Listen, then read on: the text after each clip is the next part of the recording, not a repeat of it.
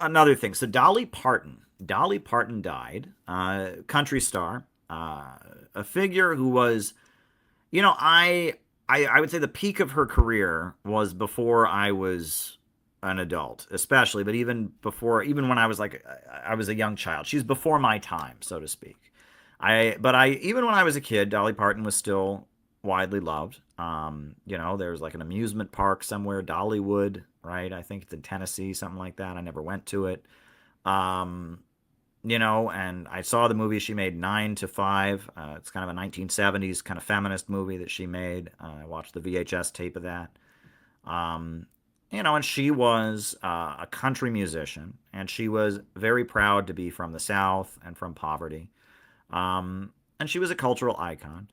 Um, you know, I don't I appreciated some of her music. I did. There were a number of tracks that she did over the years that were enjoyable, had kind of a folksy, small town appeal. I've learned to like country music more and more as I've gotten older. I don't like modern country music for some reason. I like older country music. I liked folk music when I was a kid. I've learned to love folk music. I still love folk music. My parents loved folk music. And when I was a kid, country music I didn't like. A lot of the people in the area I grew up in really liked country music, and I just thought it was very stupid, country music. But as I've gotten older, I've come to really appreciate some of the country music, but not modern country music, right? There's a song called "The Gambler." It's pretty good, right? Know when to fold 'em, know when to hold 'em.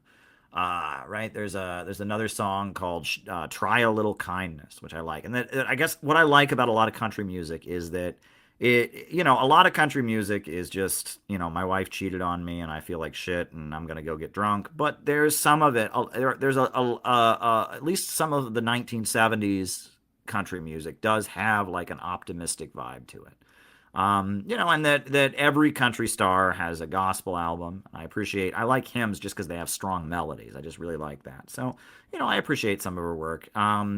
I guess she was a Zionist, right? And I guess right after she died, somebody defaced her Wikipedia page and called her out for being a Zionist. I mean, I don't know. When I think of Dolly Parton, I don't think Zionist. Okay, I just don't. I mean, she probably was, because if you're not a Zionist, they destroy your career.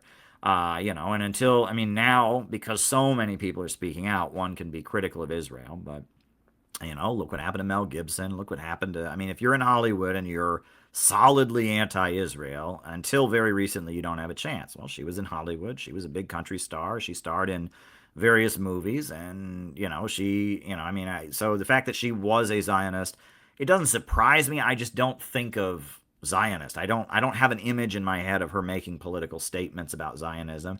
And actually, from what I understand, she was a bit of a liberal, right? She was notably pro LGBT, which, with her demographic, I mean, people from Tennessee, people from evangelical Christian backgrounds and stuff. That's not necessarily a popular thing. It certainly wasn't popular in the 1990s, but she was notably pro LGBT.